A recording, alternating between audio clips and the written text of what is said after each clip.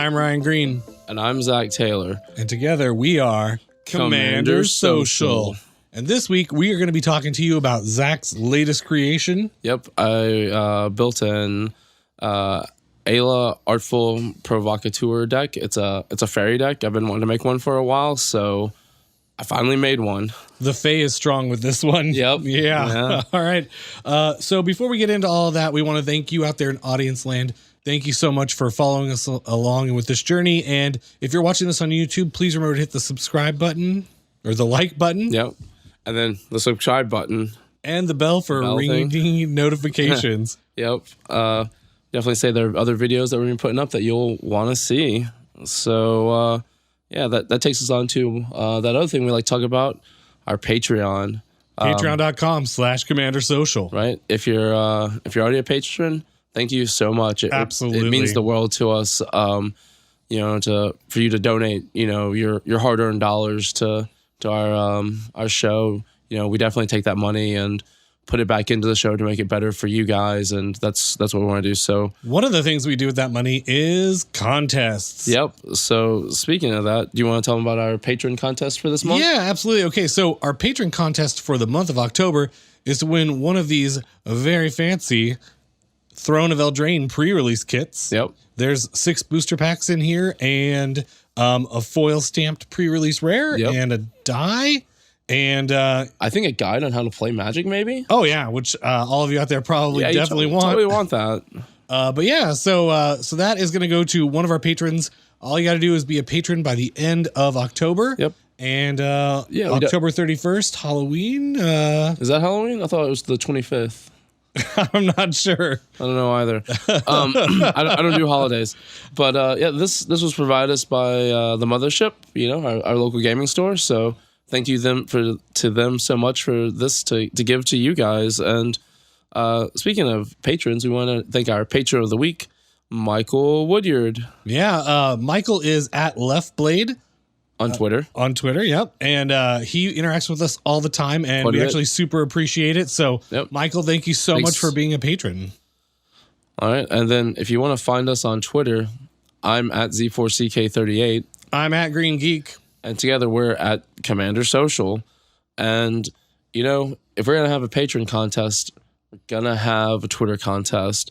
So the Twitter contest this month is for 3 packs of Throne of Eldraine. A booster set. A draft set. Yeah, a draft set. So, you can do a sealed with one of these things here if you're a patron, and maybe you could do a draft with the Twitter contest. Yep. So, like and subscribe to the post that will go up, or subscribe to us, like and retweet the post that goes up, and that's all you gotta do to enter.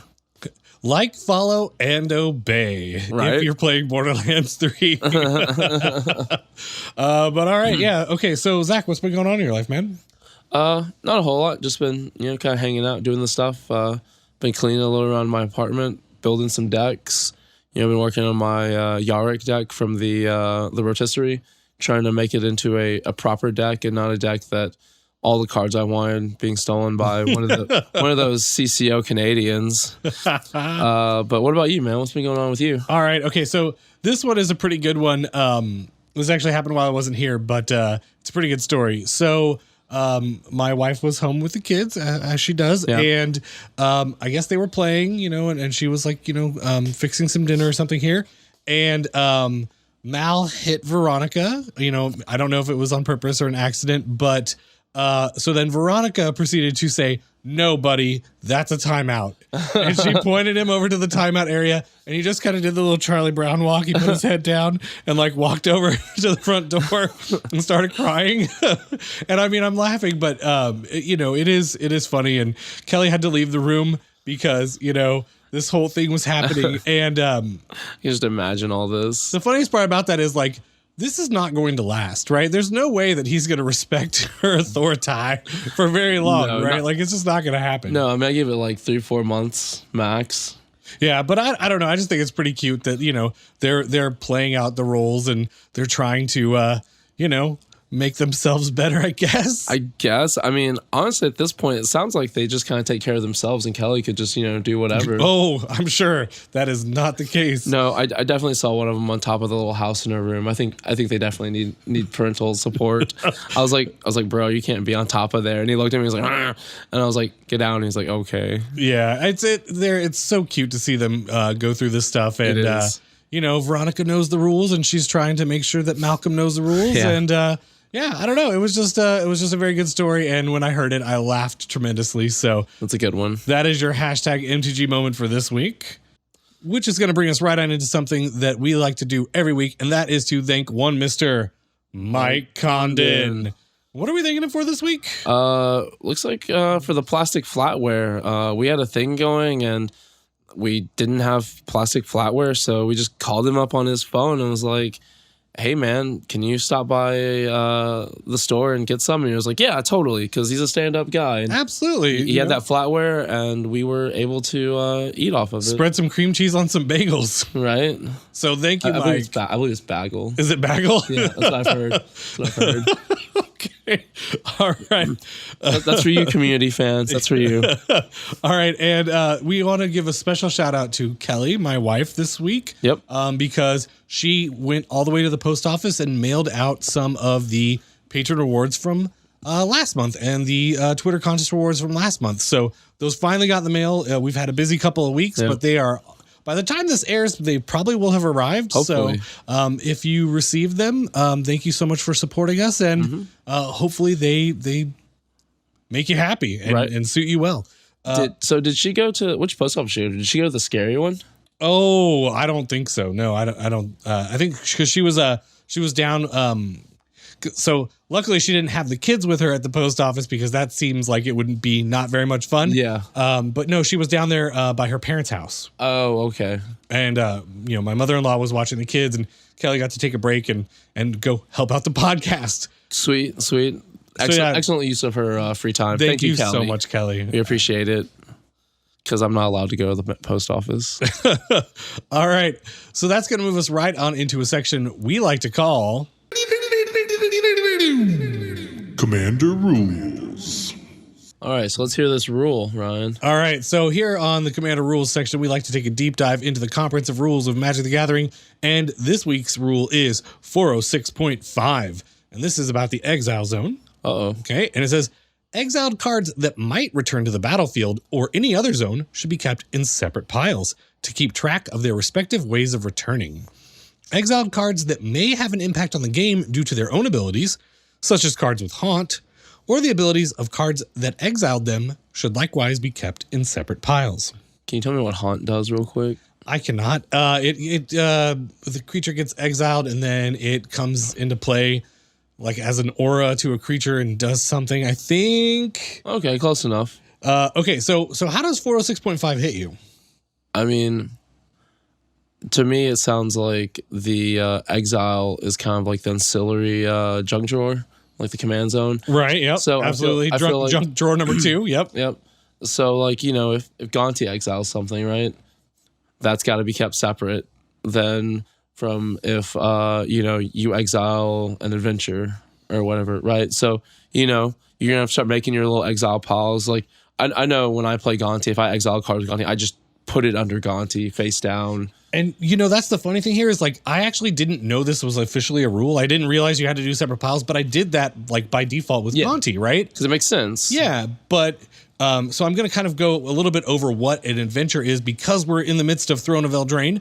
And so I thought, hey, this rule actually applies to Throne of Eldraine cards with adventure. So you may see these really cool looking cards from Throne of Eldraine that have like an adventure spell in the bottom left-hand corner of a creature. I'll put a picture out. Yeah, absolutely. And so here's the interesting bit. If an adventure card ends up in exile for any other reason than by exiling itself while resolving, it won't give you permission to cast it as a creature spell. And that's from a gathering rule on 10/04/2019. That's an interesting ruling. Like, it makes sense. I get it. So, like, if it's like exile the top card of your, something's like exile the top card of your library and it's an adventure /creature card, you can't cast it as a creature, right? That's just free value, sort of. Yeah, absolutely, and that's I think that's interesting because it kind of goes to this pile thing, which is like if it gets exiled through any other way than resolving from the stack, right? You don't get to put it in that special adventure pile. Yep. So it's adventure time here on the Commander Social podcast. I don't know. I just thought that rule was very interesting, and I learned something this week. So I think that's really cool. Yeah, I think that's cool. It's like you said, it's something that I thought you should do because, keep your business organized in a box. But also, like, I think it's cool that they've specified this out. So we have a subtopic here. It would seem Ryan ordered a box of Throne of Eldraine from Mothership. Thank you, Mothership. Yep. Always a pleasure. Like they always have it ready for me, like right away. And my box came not only with a buy a box promo, but also with this Throne of Eldraine 15 card collector booster. Right. Yep. So for folks that maybe don't know what a collector booster is, it's a limited supply.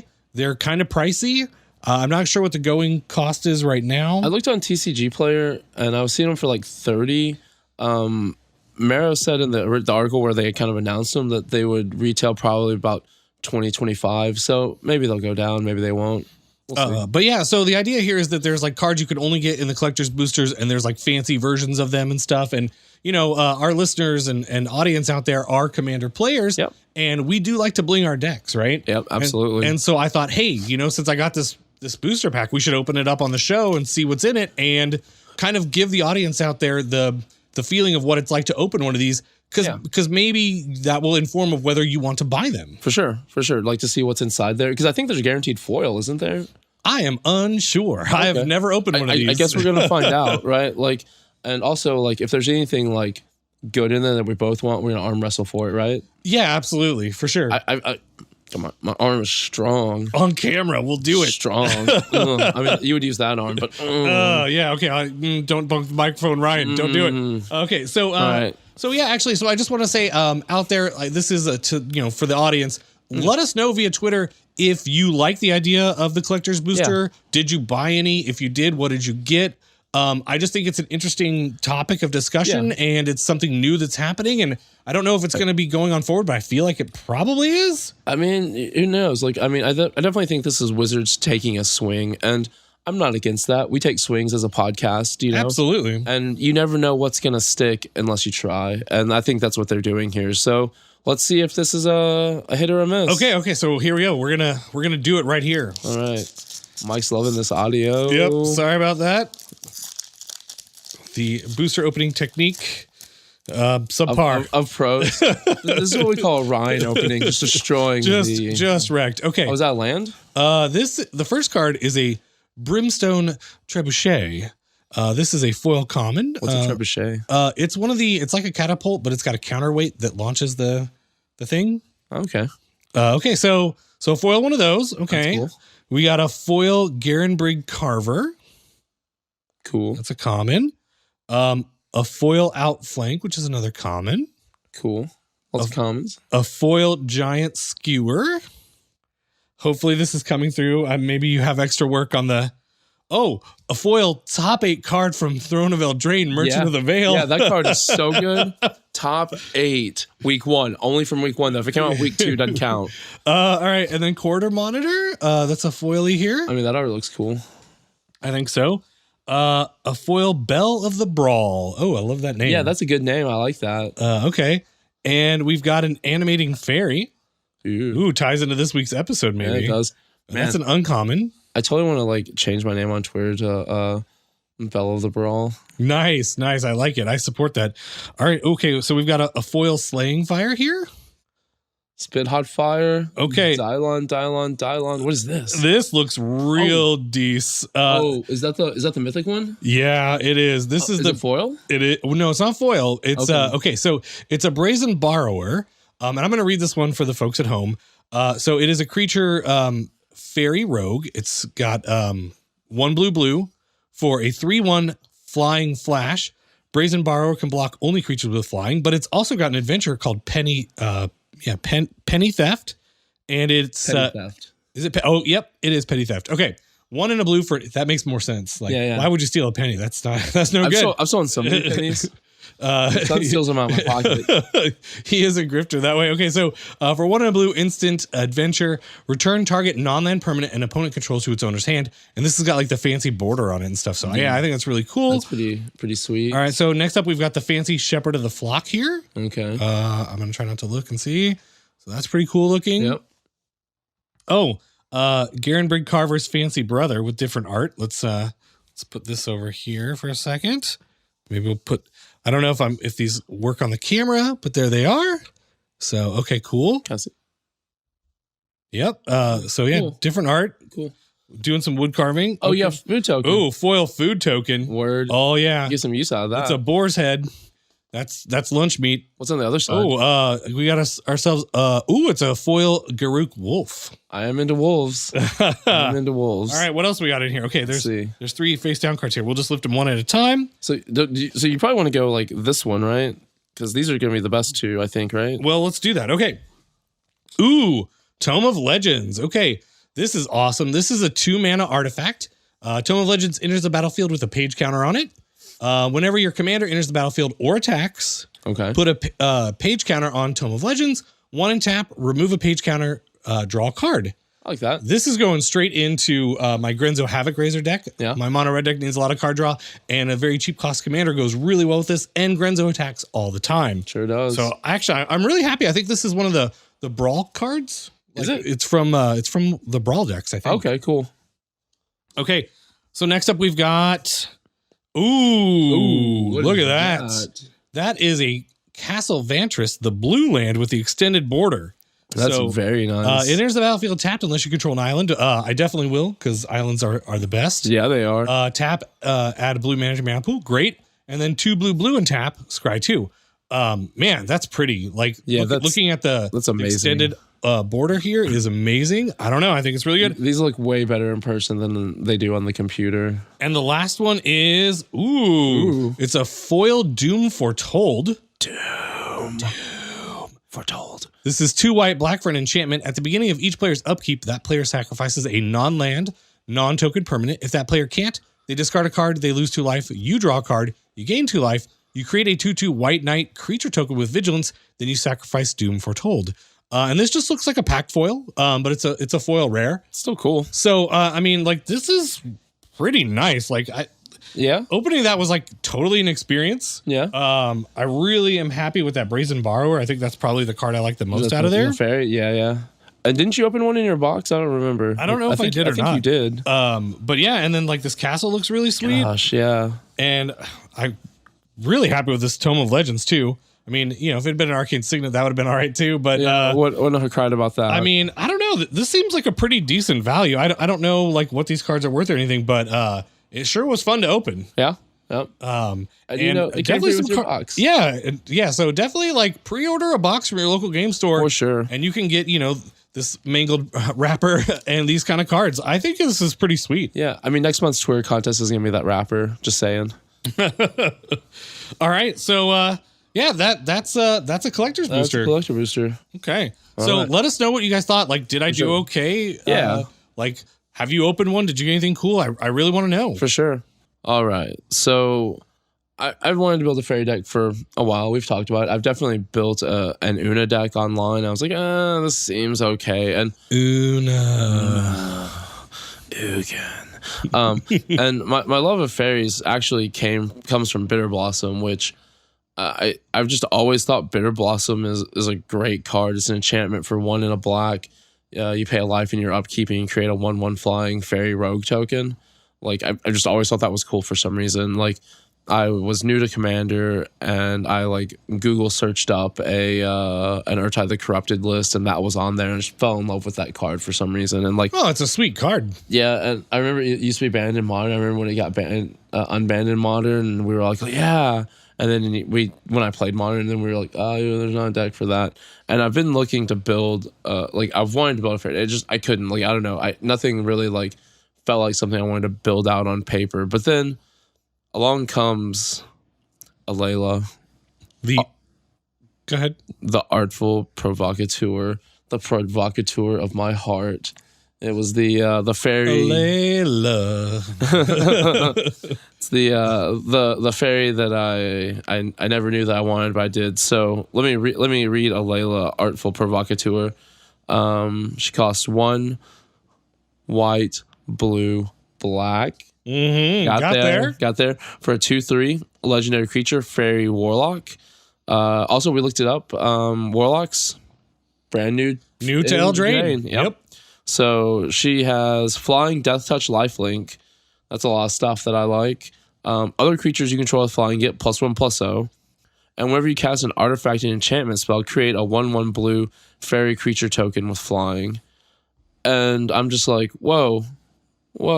Yeah, it's bird tribal. It's definitely bird tribal. Hummingbird tribal. Yeah, there you go. I mean, because there's definitely a bunch of flyers in there, right? And in here, and also like, I mean, this card is pushed, right? It it's is. 4 mana. It's a 2/3 flying death touch lifelink that makes your stuff bigger and makes flying tokens. This is huge. This card is really great. And we played with it in Brawl on Arena when they had that event. So good. And it was so good. It was definitely my favorite of the bunch.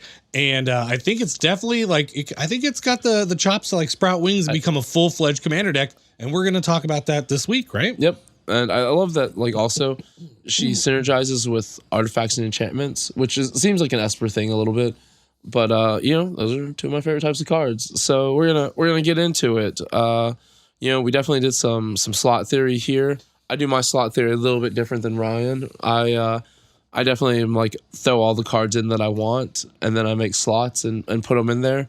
It's a different way of doing it. I'm not saying it's better or worse. It's just let's go over slot theory, because we do have a patron, Lee, out there that has recently said, hey, kind of what's the deal with slot theory, and can you kind of go over it a little bit? Sure. And, that's the perks of being a patron. You can talk to us individually, and we'll make it happen. So the idea of slot theory is basically just making a bunch of groups or categories for your cards. And for me, it's before I start building the deck. Right. I really want to just have I guess I would say a roadmap to where I'm going. Okay, if I'm going to do fairy tribal, I probably want to have at least 20 fairies. And then I want to have some tribal synergies with fairies. And then maybe I want to have some single target removal and some mass removal and some ramp and some card draw. And then, maybe some flex spots for me to try out cards I want to play with that don't really fit into the other categories. And I mean, I don't know. Did I hit all of them or close to all of them? That's pretty much it. And, I'm definitely thinking about the same things when I'm putting my cards. I'll just go in Architect and put in all the cards that I want to play, and then I break them down into more or less the same categories. I think about what I want with my commander, and I don't know. Like I said, I don't know that one way is better than the other. So for me, I think the idea of doing it beforehand, I think the benefit there is that I'm not struggling to make a whole bunch of cuts at the end, and I go, okay, what I'm going to come out with is kind of a more balanced deck, right? It's going to have all the things in it I need. It's going to have that artifact and enchantment removal. It's going to have the board wipes. It's going to have the themes that I think the deck needs. It's by no means perfect. And when you're starting out, it's kind of just like a rule of thumb or a heuristic, right? But it just gives you something to aim towards, and you're like, oh, you know what? I have, I always have this problem when I'm building a deck. I have 19 enchantments in there, and I'm like, oh, I don't have room for all these, and I have to cut a whole bunch at the end, and this kind of stops me from adding them in the first place. Right. So that's kind of the idea. Well, see, the thing is, you don't have a Ryan Green. What I do is I just add all my cards in, and there are 30 enchantments, and it's 300 cards, and they're all in sort of slots. I'm like, Ryan, what do I do here? And Ryan's like, oh, you cut all these cards. That's not really what happens. and I'm really down about it too. I'm like, yeah, you need to cut these. Yeah, he's like, what is that red card? Shenanigans? He's like, shenanigans isn't good. No, Merchant of the Veil. He's like, take Merchant of the Veil out. He's like, I want to put Merchant of the Veil in this deck, and he's like, it doesn't fit the colors. So we're gonna get into the deck now. Any good deck starts out with ramp. So we got your Soul Ring. We all know what that does. There's no reason not to have a Soul Ring. I'm running all 3 signets that are Azorius, Dimir, and Orzhov. Yep. Orzhov. I'm running Wayfarer's Bauble, which is 1, 2, or 1 for an artifact. It says 2 tap, sacrifice Wayfarer's Bauble, search your library for a basic land, and put that card into the battlefield tapped. Then shuffle your library. It's as close to green ramp as you're going to get without green. Yeah, I think it's great. And like early on, it's great. And the thing is, even in mid to late game, I think it's still good with if you have your commander out because you get a fairy off of it. Oh yeah, that makes total sense. Yeah, I didn't even think about that. Yeah, totally. I mean, I think you would play it anyway, but I think it's really good. Yeah.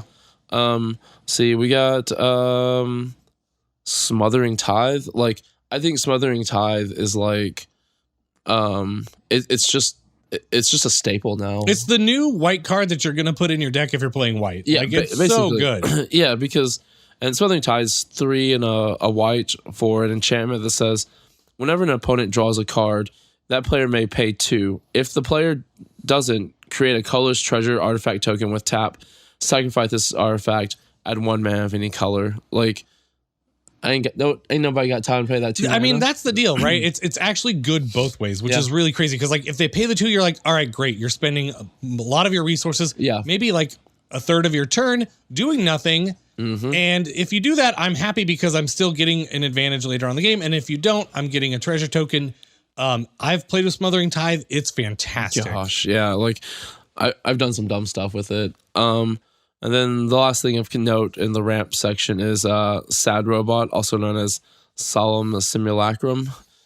Sad Robot. Well, I'm looking at this new art from the C19 stuff. He looks a little less sad than usual. He looks a little more like pumped up, but he's 4 for a 2/2 that says, when Solemn Simulacrum enters the battlefield, you may search your library for a basic land card and put that card in the battlefield tapped, then shuffle your library.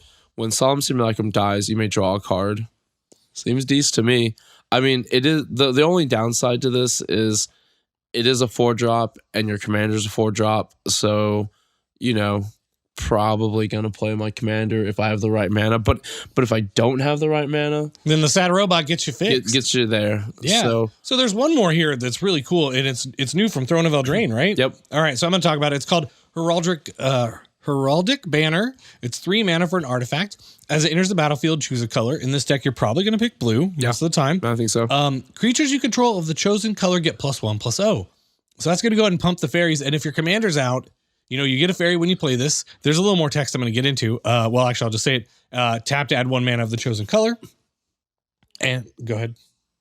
Seems good. Okay, yeah. And so, like, if your commander's out, the fairies that you make are going to be 3/1 flyers. That's great for free, right? I don't know. Like, this is definitely something to try out. Right. And I don't know. I think it goes really well in this deck. I think so too. And what's great about these, all these cards really, I think, is the same thing as Wayfarer's Bauble.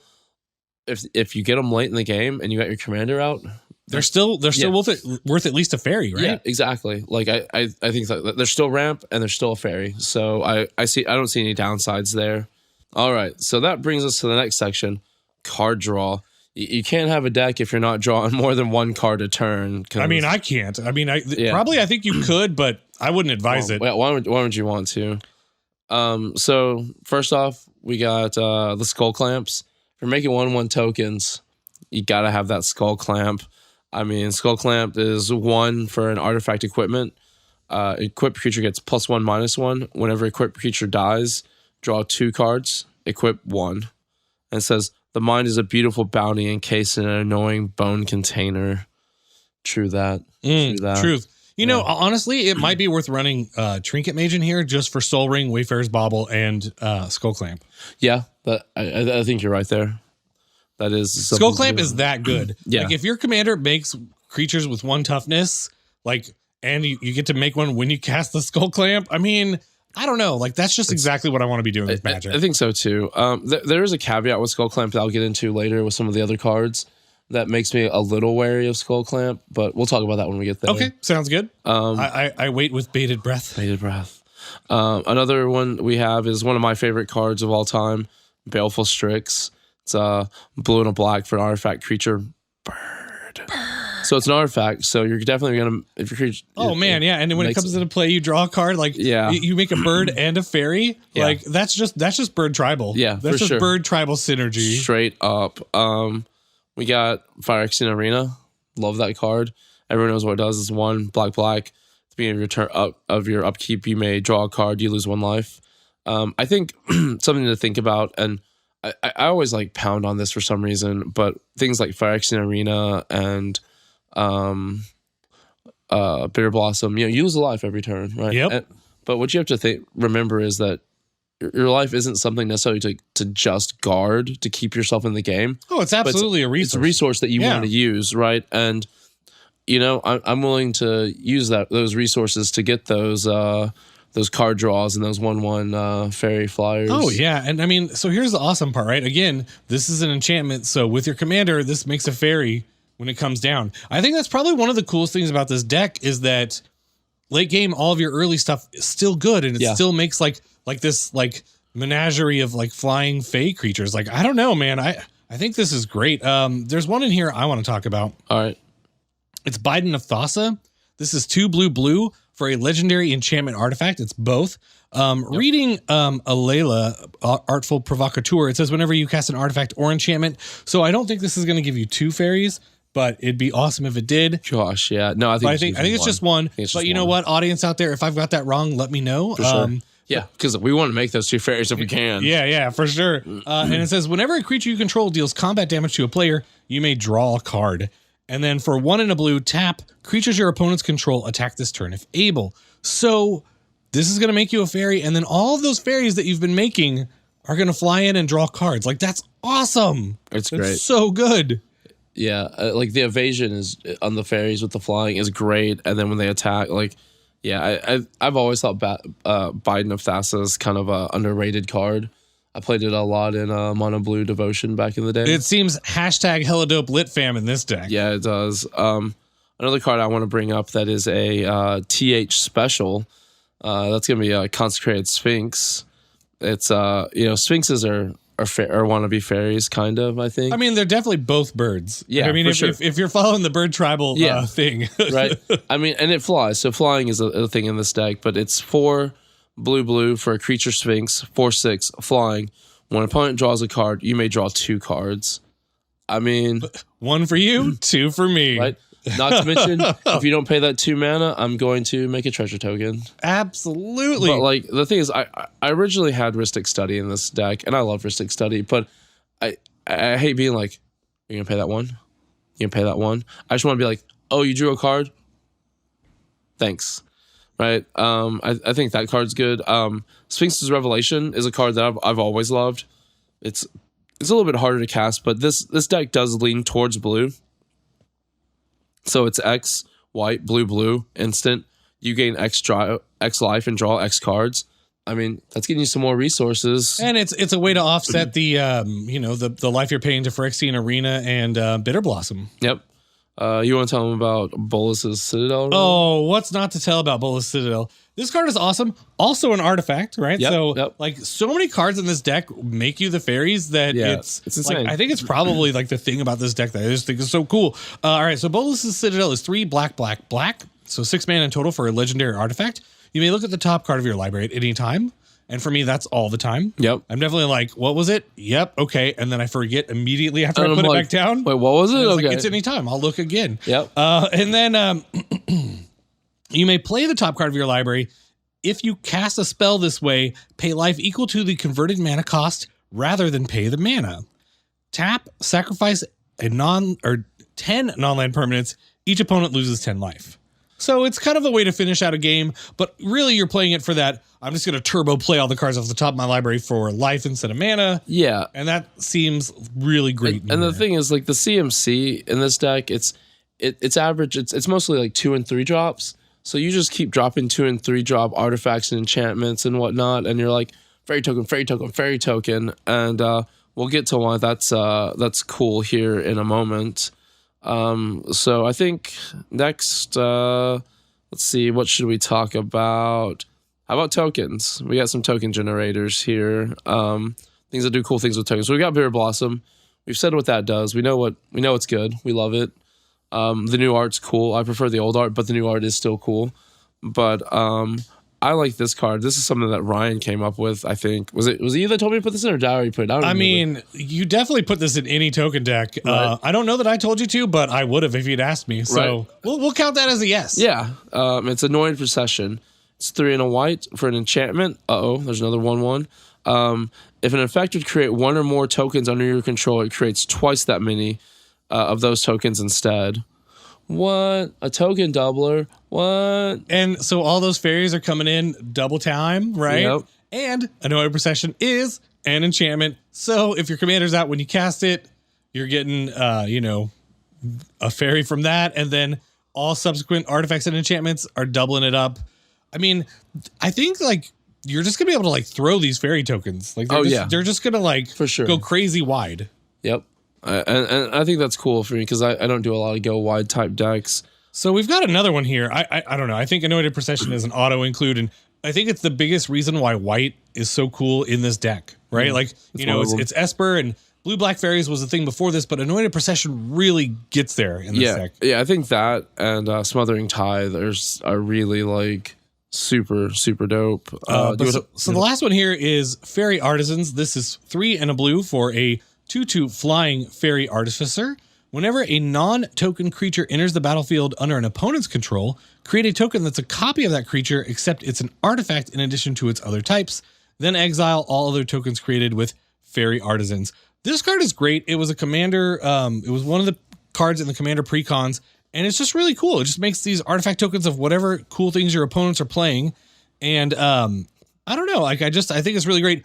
Do note here that Alela says whenever you cast, right? So whenever a token it makes an artifact, whenever that enters the battlefield, that's not going to get you a fairy. No. But it's a fairy itself, so it's going to play into that fairy tribal theme. Yep. And I don't know. It's super awesome value. And if you have any kind of sack outlet to gain from stuff, whenever this card's in play, you make 3 or 4 tokens a turn, because your opponents are casting creatures. That's just what happens in games of Commander. Yep. So I think next we want to go into let's go into the tribal stuff before we go into the actual creature section, right? Because this is the fun stuff. This is the reason to be playing this deck, I think. Yeah, there's a lot of gas in here. I'm playing some of my favorite cards in here. I think the first one that I want to mention that comes to everyone's mind when you think tribal deck, and that's Coat of Arms. Coat of Arms is 5 for an artifact. Each creature gets +1/+1 for each other creature on the battlefield that shares at least one creature type with it. You have a bunch of fairies. If you have 5 fairies, they're all getting 4/4. Yeah, and it makes a fairy when it comes into play if you've got your commander because it's an artifact. Yep. That's going to be a theme for this episode, I think. Yep. And if you're wearing a coat made out of arms, it's probably going to be really warm. So the fairies are going to really enjoy that, I think. I think so too, because it gets cold in Eldraine, I hear. Yeah, and do any of those fairies have pieces of fence to Not that wield? I saw. We'll have to check that out when we go into the creatures. Yeah, we'll go back to the tape and look. Yeah, for sure. A similar card that I think is good. That also, because Coat of Arms does get everybody at the table. So if someone else is playing a fairy deck, or a tribal deck of any kind, really, probably keep that in your pocket. But Vanquisher's Banner, however, is a 5-cost artifact that says as Vanquisher's Banner enters the battlefield, choose a creature type. Fairies. Ugins. Creatures you control of the chosen type. Creatures you control of the chosen type get +1/+1. Whenever you cast a creature spell of that chosen type, draw a card. Ooh, so it's tribal and card draw. And card draw, yeah. Ooh, I like it. That's pretty good. I don't know, Ryan. The next one I want to talk about is something that all the listeners at home are probably thinking to themselves should be in this deck, and it is. It's Cathars Crusade. This is 3 white for an enchantment, so gonna get a fairy from that. Whenever a creature enters the battlefield under your control, put a +1/+1 counter on each creature you control. So every time you make a fairy, all of your creatures get a +1/+1 counter. That adds up in a hurry. It's just for you. You don't have to worry about your opponents playing tribal or not. And it goes crazy when you make 5 or 6 creatures at once. And there's a couple cards in here that do that. And that's one of the things that makes me a little kind of Soul Clamp, but with a caveat, right? When you start pumping your people, you can't Well, yeah, but Skullclamp probably already did the work to draw you the cards. Yeah, probably At this point in time, now it's just time to start swinging with those pieces of the fences just getting for in the there. fences, Right. And get in there with like 8/8 fairies. Like, how cool is that, right? Like these giant flying fairies, like carrying pieces of fence, going nuts, swarming the place. A card that I think is really cool in this set because it is also flying. It's like fairy flying because fairies fly. Yeah, you know, they're birds. And this one is a bird in spirit. Yeah, it's also a bird spirit. Right. It's Empyrean Eagle. It's 1 white blue for a creature bird spirit, as Ryan said. For a 2/3 flying, other creatures you control flying get +1/+1. I do like those kind of anthem effects. Yeah, I was gonna say this is the fairy anthem. Yep. Get your hands up. All right. So the next one I want to talk about on here is one that's from the Commander 2017 product. This is Kindred Discovery. It's 3 blue for an enchantment. You guessed it. Is there a total number on enchantments and artifacts in this deck? Like, I really want to know like what that is because I think it's like super high. Yeah, no, I want to say it's like 18 and like 12. Let me check real quick. Yeah, do that and I'll read the card for the folks at home. So as Kindred Discovery enters the battlefield, choose a creature type. Fairies. Whenever a creature you control of the chosen type enters the battlefield or attacks, draw a card. This card is bonkers in this deck, right? This is the tribal payoff you're looking for. Yeah. Like, I think the right way to play this is not early and just let people kill it. I think what you do is wait till you have like 4 or 5 fairies. You lay it down, you attack with them all, draw 4 or 5 cards, and if they kill it at that point, it's done its job. Yep. And so this could be in the card draw category as well. And I think that's one of the strengths of this deck is that so much of the tribal stuff actually fits into the card draw category that your hand is just going to be crazy full in this deck. And Kindred Discovery, if you're playing like a blue tribal deck, I think is just the card for you. I mean, that's why this deck is definitely going to be running. I swear I put lands into this thing. Right now it just says 38 islands. By the time you see this, there'll be lands in there. But I mean, there's definitely going to be one. I mean, those are probably downgrades though. Like islands are the only lands you need. That's true. It's true. So I checked the tape. I was right 12 artifacts, and then on the enchantments we were at 14 instead of 18. But so 26. Yeah, so 26 things that can trigger your commander. And you know, if you're thinking about your lands, probably aren't to be counted in that. So it's like roughly like half of your non-land cards are close to it. Yeah. So that's really good. I think so. And all these cards, like, these aren't just like, well, I'm putting them in here because whatever. Like, they all synergize real well, I feel like. So let's see. What's up next on the old fairy tribal train? Let's see. Let me get back there. We have Etchings of the Chosen. Ooh, this is a new one, isn't it? Yeah. It's 1 white black. It's from Modern Horizons for an enchantment that says, as Etchings of the Chosen enters the battlefield, choose a creature type. Ryan? Fairy. Creatures you control of the chosen type get +1/+1. 1. Sacrifice a creature of the chosen type. Target creature you control gains indestructible until end of turn. Dope. So this is like another fairy anthem that can like protect your commander. Yep. That is awesome. And again, it triggers your commander to make that fairy token that you can sacrifice when it comes into play. I think this card's awesome. There's another new card in the set that I want to talk about. It's called Stolen by the Fae. Stolen by the Fae. It is X blue for a sorcery. Return target creature with converted mana cost X to its owner's hand. You create X 1/1 blue fairy creature tokens with flying. So this is that card I alluded to earlier, right? Yep. You can like bounce a 5-drop and make 5 fairies at once. And if you've got Cathars Crusade in play, watch out. Yep. I don't know. I just think this card's cool and it's new from Throne of Eldraine. And I think this is the perfect place to play it. Yeah, there are definitely a lot of like cool cards from Throne of Eldraine that that I put in here because I don't know, there are a lot of cool fairies things in there. So let's see, what else do we have for the tribal business that is cool? What does this card do? Here's one. Scion of Una. It's 2 and 1 blue for a creature fairy soldier. It's a 1/1 flash. I do like flash. Flying. Other fairies you control get +1/+1. Other fairies you control have Shroud. Whoa, Shroud? Yeah. Oh, wow. That's really good. Yeah, that's super dope. So it's like, someone's like, oh, I'm going to like, I don't know, do something that's going to kill something of yours. I'm going to Vraska's Contempt. Nope. And well, they have to kill that first. Yeah. Or if they're going to like you're tagging for a bunch, and they're like, it's not such a big deal. No, it is now. All right, so I will say, I think there's another reason to be in Flying Tribal, and that's this gravitational shift. This is an enchantment. It's 3 blue, and it says, creatures with flying get +2/+0. Creatures without flying get -2/-0. Right? Like nearly every creature in your deck flies, which is a huge boon, by the way. If you're playing a tribal deck and all of your stuff flies, like your opponent's going to be pretty hard pressed to deal with that. Yeah. And when the fairies are getting all these bonuses from all these different things, like it's not even like out of the realm of possibility to think the fairies are going to have like 8, 9, 10 power. Yeah. Just a 3 or 4 of them are probably gonna be able to take somebody out. And this kind of saves you on the back end too, because like when you're getting like the crackback from your opponents, like, and even against a token deck, like they're not going to have any power. So like it's kind of like a nice warm blanket feeling, right? It's like a propaganda effect, stapled together with a +2/+0 for your whole team at 5 mana. That's a steal. Yeah, I think that card's great. Like I found it and I was like, ooh, again. Another cool card I think is Wind Reader Sphinx.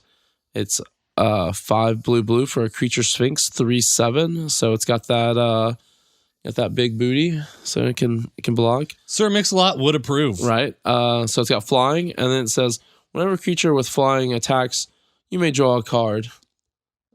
Do fairies fly, Ryan? Last I checked, the hummingbird of bird tribals do fly, and this rewards you handsomely. I mean, 7 mana is a lot, but I think it's totally worth it. Yeah. If you've got 3 or 4 fairies, this is going to be awesome.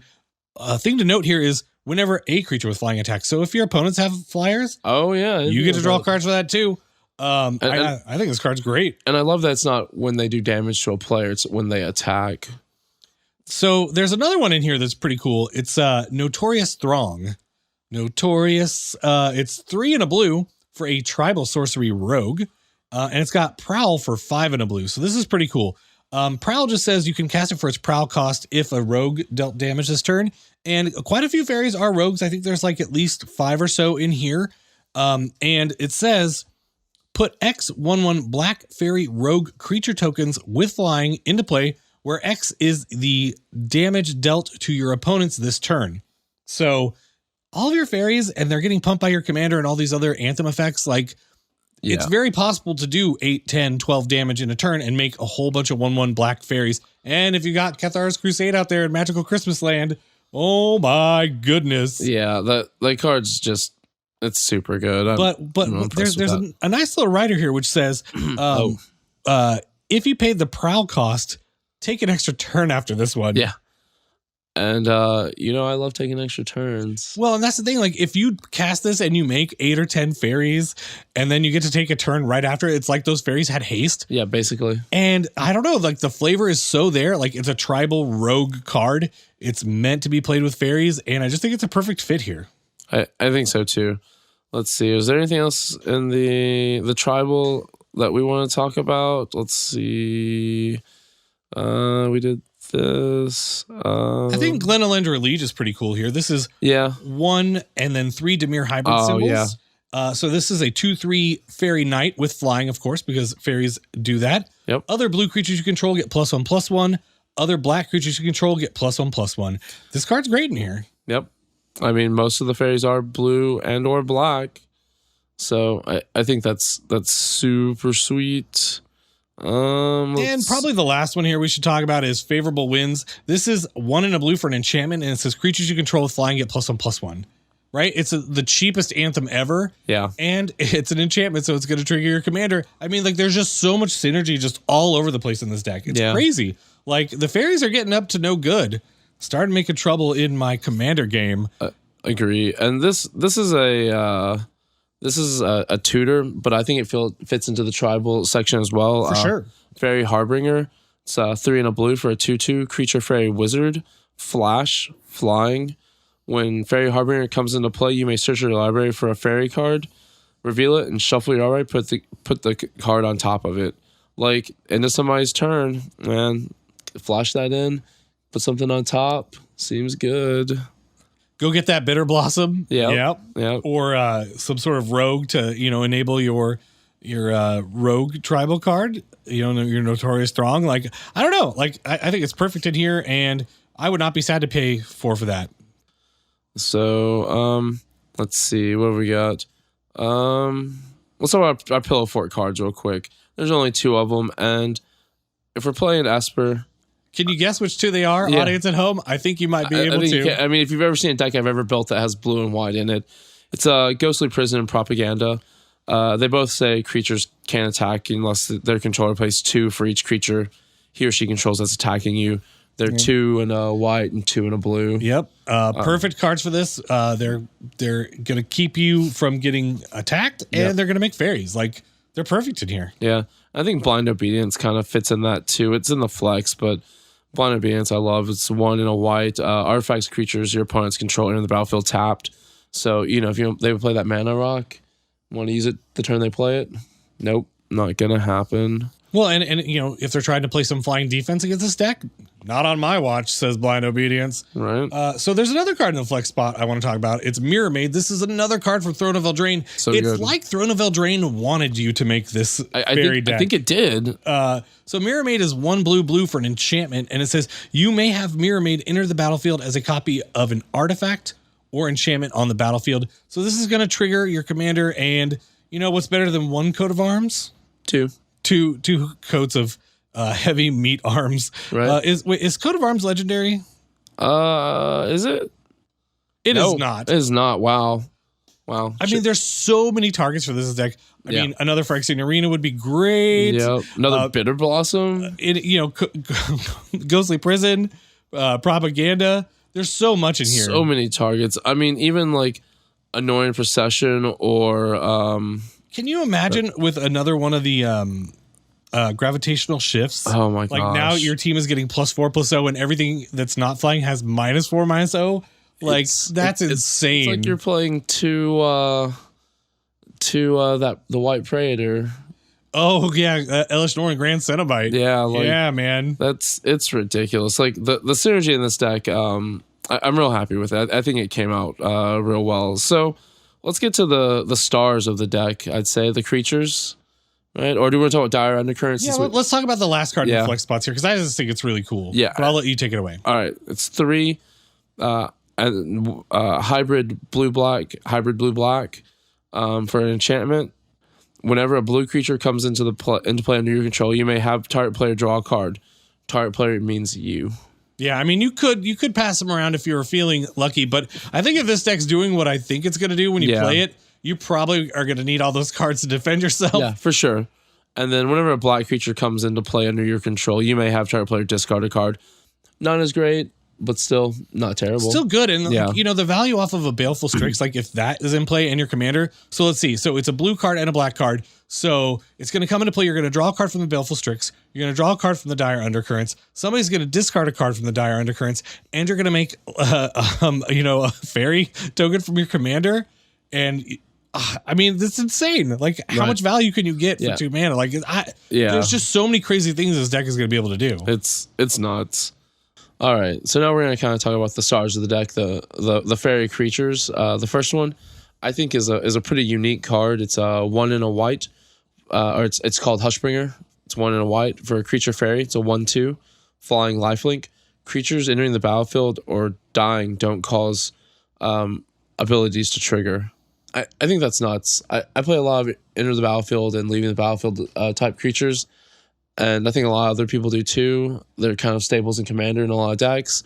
And this just shuts that down. Yeah, I mean, any sort of aristocrat style deck is just going to be crying when this hits the board. And I think the really cool thing about this is it's tutorable, right? You can tutor for it. It's a fairy. Yep. And your commander is a cast trigger. It's not an enter the battlefield trigger. So you get to make all of the fairies from all of your other stuff. Yep. So I think it's actually pretty good in this deck. There are a few cards that you have with comes into play or leaves play abilities in this deck, but they're few and far between, and I think you're just going to be happy to have this in play most of the time. I think so too. Like if you've got something you really want, but like otherwise, if you're shutting someone else down, it's worth it. All right, so one of the other dunaways that we're going to talk about in this deck is Una's Blackguard. This is 1 in a black for a 1/1 creature fairy rogue with flying.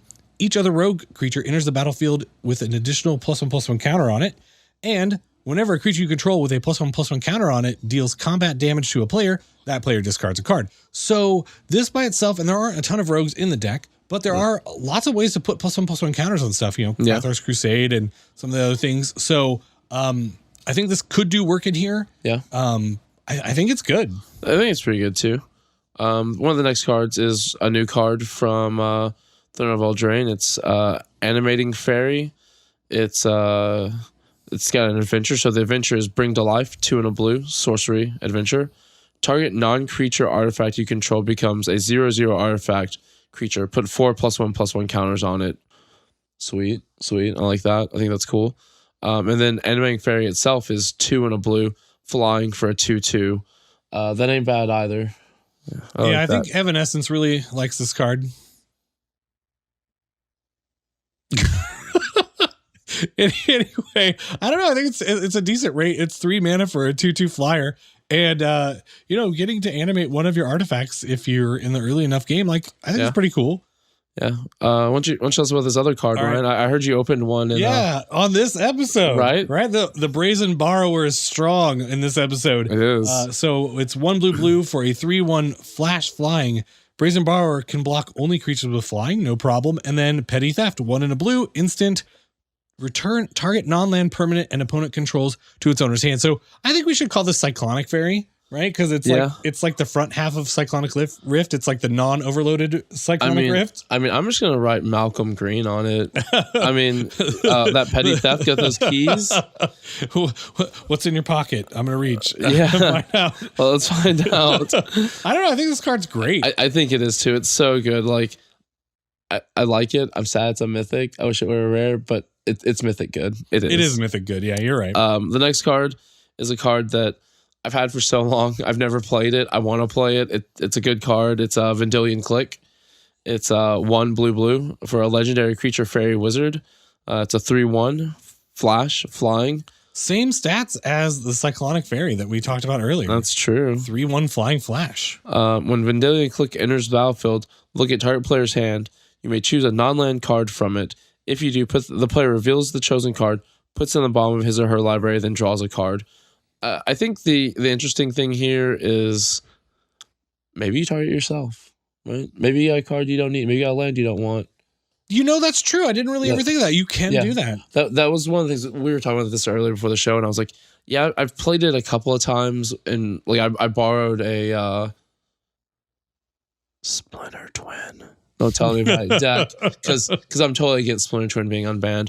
And this was somebody was telling me, it's like, yeah, you could target yourself with that. You don't have to target another player. And it's like, yeah, that's pretty good, but look at somebody else's hand and get something that's pretty good too. Yeah, I think the real strength here is you get to decide. Yeah. And here's the deal: if somebody tutors and they don't immediately play the card they tutored for, they're an excellent target for Vendilion Click. Oh yeah, right. I need to go get a board wipe. These fairies are getting out of control. And you're like, let's see what's in your hand. Send that Wrath of God to the bottom and draw a card. That's the other thing is it gets rid of it, right? A lot of the cards that do this kind of ability, they remove it until you deal with the creature. This just puts it on the bottom, right? And the consolation prize is they draw a card.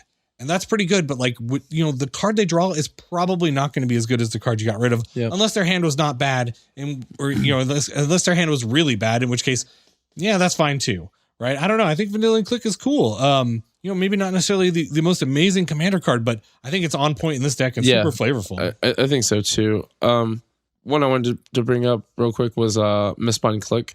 I think this is an anti-Ryan card, kind of.